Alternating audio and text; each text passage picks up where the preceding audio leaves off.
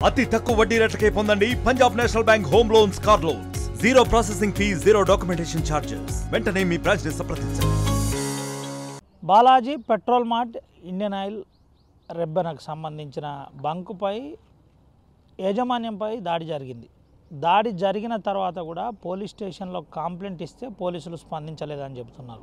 అసలు ఏం జరిగింది, ఎందుకు పోలీసులు స్పందించలేదని చెప్తున్నారు, మామూలు కేసులే కట్టి ఎందుకు వారిని పట్టించుకోవట్లేదనే కోణంలో ఇటు ఒక రకంగా నిరసన వ్యక్తం చేస్తున్న పరిస్థితి కనబడుతుంది. మనతో పాటు బాలాజీ పెట్రోల్ మార్ట్కి సంబంధించిన యజమాని ఉన్నాడు, ఒకసారి మాట్లాడిద్దాం.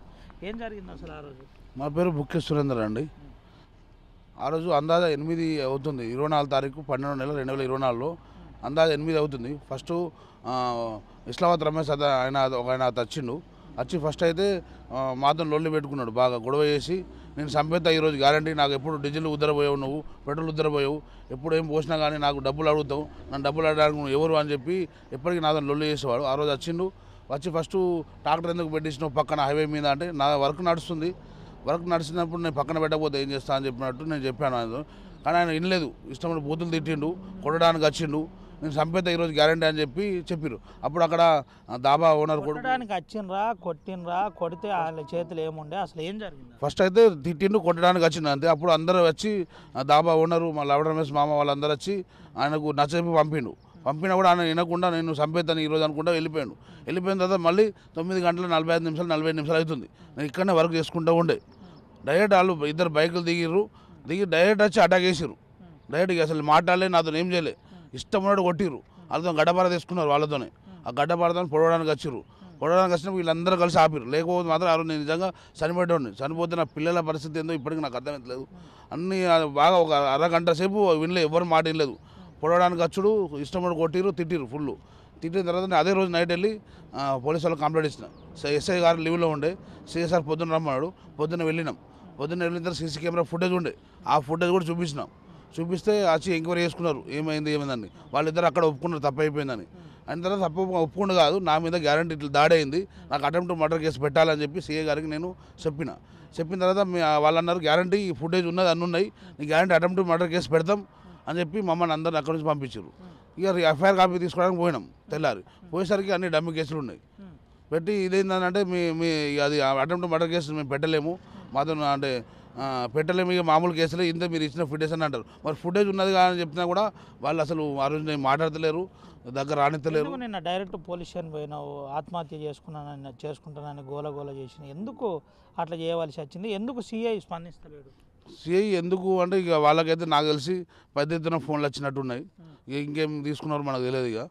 ఇక నాకైతే ఫస్ట్ రోజు అయితే చెప్పింది సిఐ సార్, గ్యారంటీ నమ్మకం ఇచ్చింది నాకు, నువ్వు మాకు అన్ని విధాలు హెల్ప్ చేస్తున్నావు, డీజిల్ పోస్తున్నావు, మనకు ఎస్పీ లెవెల్లో మేము డీజిల్ పోస్తాం, కోటా ఉన్నాయి, నీకు ఒక పెద్ద మనిషి ఉన్న ఊర్లో, నీ గురించి ఇంత అయింది, నీ గ్యారంటీ నేను అటెంప్ట్ మర్డర్ కేసు పెట్టిస్తా అని చెప్పిండు. ఇక తర్వాత వాళ్ళకు ప్రెజర్ వచ్చిందో ఏమొచ్చిందో కానీ మనకైతే అసలు ఏం రెస్పాన్స్ ఇస్తలేరు, ఏమి ఇస్తలేరు. మళ్ళీ పోలీసులకు ఏమన్నా నువ్వు కలిసే ప్రయత్నం చేసినావా, మాట్లాడే ప్రయత్నం చేసినావా? ఇది జరిగింది, దీని మీద వెంటనే చర్యలు తీసుకోవాలి, ఎందుకు చర్యలు తీసుకుంటలేవని అడిగే ప్రయత్నం ఏమైనా జరిగింది? గ్యారంటీ చేస్తాం అదే పనులు ఉన్నాం అంటున్నారు. అసలు సరిగా టైం ఇవ్వట్లేదు, కానీ 1 నిమిషం 2 నిమిషాలు ఇస్తున్నారు, చేస్తామని పంపిస్తున్నారు, అప్పుడప్పుడు మందం మాట్లాడి పంపిస్తున్నారు అంతే తప్ప వాళ్ళైతే చేయాలని. పోలీసుల మీద ఏం చెప్పదలుచుకున్నావు, ఏంది అసలు విషయం? నాకైతే అటెంప్ట్ మర్డర్ కేసు నాకు అన్యాయం జరిగిందండి, గ్యారంటీ. ఇది అసలు ఒక రేపైనా మా మండల్లో నేను ఒకటి హోదాలు ఉన్న వ్యక్తిని నేను. నాకైతే అసలు పోలీస్ స్టేషన్లో నిన్న పోయినావు, ఆత్మహత్య చేసుకుంటానని సిఐ తోటి వాగ్వాదం చేసుకున్న పరిస్థితి ఏమన్నా నిన్నటి యథార్థం? వాళ్ళైతే చేస్తా అని అంటున్నారు కానీ చేయట్లేదు.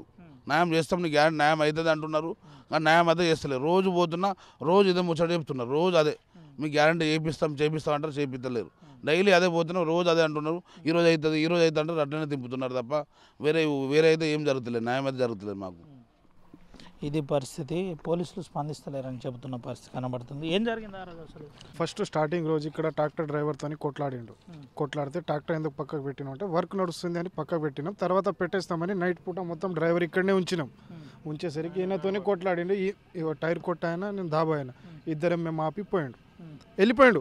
తర్వాత హోటల్ దగ్గరకు వచ్చి ఇష్టం వచ్చినట్టు బూతులు తిట్టుండు, ఈయనతోని కొట్లాట చేసిండు. నిన్ను చంపేస్తా ఇలా రోజు, లేకుంటే నేనే సస్తా, లేకుంటే నిన్ను చంపేస్తా అనుకొని పోయిండు. చేతులు కాలేరేసి ఎగిరేసిండు, మొత్తం కొట్టదందుకు వచ్చిండు. ఏమేమో చంపేస్తా అని ఫిక్స్ అయ్యిండు. ఇక తర్వాత వెళ్ళిపోయిండు. మళ్ళీ అలా భావం తీసుకొచ్చినాడు, పన్నోడిని తీసుకొచ్చి ఇష్టం వచ్చినట్టు కొట్టిండ్రు. గడ్డపారతోని ఏ బండ వస్తే బండ, ఏది వస్తే అది దాంతో కొట్టదందుకు ప్రయత్నం చేసిండు. కొట్టిండ్రు కూడా ఆల్రెడీ, గడ్డపారతో దాకింది కూడా. ఆయన చంపేద్దామని ఫిక్స్ అయ్యాడు.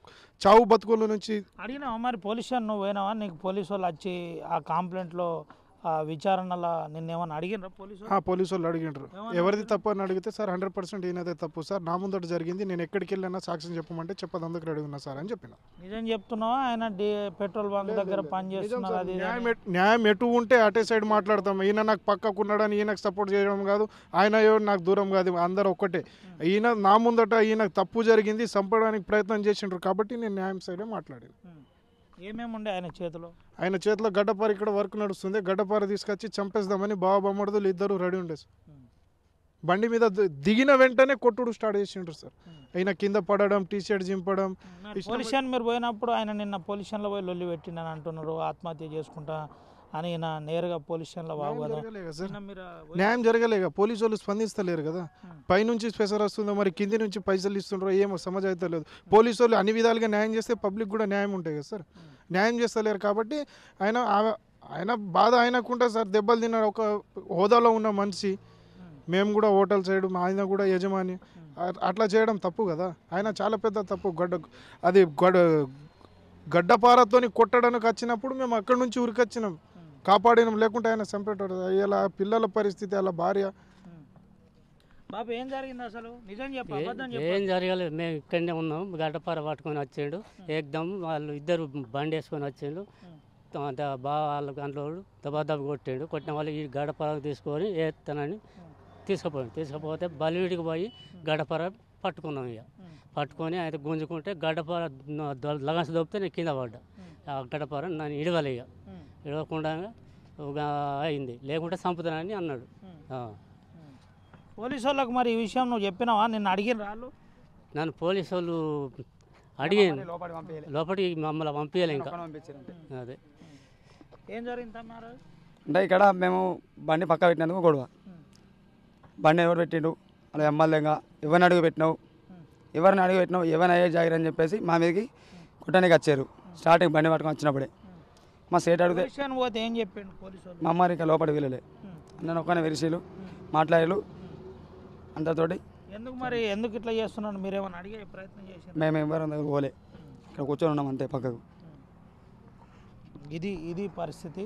ప్రధానంగా మాపై దాడి జరిగింది. పోలీస్ స్టేషన్లో పోయి విషయం చెప్పే ప్రయత్నం చేశాను, కంప్లైంట్ కూడా డీటెయిల్గా రాసిచ్చాను. కానీ మాకు న్యాయం జరగలేదు. మేము అనుకున్న ఆ న్యాయం మాకు జరగట్లేదు. ఏదో మామూలు కేసులు పెట్టి తప్పించే ప్రయత్నం జరుగుతుందని చెబుతున్న పరిస్థితి కనబడుతుంది. ముఖ్యంగా పోలీసులు వెంటనే స్పందించాలని చెబుతున్న పరిస్థితి. ఇదే పరిస్థితి కనుకుంటే నేను ఈ అంశంలో చాలా సీరియస్గా న్యాయ పోరాటం చేస్తానని చెబుతున్న పరిస్థితి కనబడుతుంది. సురేందర్ కంప్లైంట్పై స్పందించాలని ఇటు గ్రామస్తులు కూడా కొంతమంది చెబుతున్న పరిస్థితి, ప్రత్యక్ష సాక్షులు చెబుతున్న పరిస్థితి కనబడుతుంది. ఒకసారి సురేందర్ తోటి కూడా విషయం ఒకసారి మళ్ళీ తెలుసుకుందాం. ఏమని కంప్లైంట్ ఏం రాసినావు అసలు?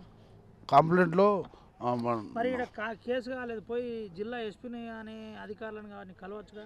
అంటే వాళ్ళు డైలీ చేస్తామని నన్ను నమ్మిస్తున్నారు, పంపిస్తున్నారు. ఇక నేను కూడా పోలీసుల మీద నమ్మకంతోనే ఈ రోజులు ఉన్నా. నేను వీళ్ళతో అవుతుందని వాళ్ళు డైలీ మనకు అక్కడ మాయ మాటలు చెప్తున్నారు, ఏం చెప్తున్నారు తెలియదు. కానీ మనం ఎటువంటి జోలీలు ఎప్పుడు పోలే, మనకు దీని గురించి అవగాహన లేదు, మనం ఇంత చిన్న తప్పు చేయలేదు. ఇక వాళ్ళు చేస్తాం నీకు ఎందుకు, మేము ఉన్నాం కదా అంటున్నారు. కానీ కేసు అయితే ముందుకు వెళ్తలేదు. ఇది పరిస్థితి. చేస్తామని మభ్యపెట్టించే ప్రయత్నం చేస్తున్నారు, చేస్తామంటున్నారు, నాకు న్యాయం చేస్తామని అంటున్నారు, కానీ చేయట్లేదని ఆరోపిస్తున్న పరిస్థితి కనబడుతుంది. వెంటనే పోలీసులు స్పందించాలి, వీరికి న్యాయం చేయాలని బంక్లో చూసిన ప్రత్యక్ష సాక్షులు కూడా చెబుతున్న పరిస్థితి కనబడుతుంది. Vote studio. మరిన్ని వీడియోస్ కోసం ఛానల్ ని సబ్స్క్రైబ్ చేయండి. లేటెస్ట్ అప్డేట్స్ కోసం వాట్సాప్ ఛానల్ ని ఫాలో అవ్వండి. అండ్ లింక్ డిస్క్రిప్షన్ లో ఉంది.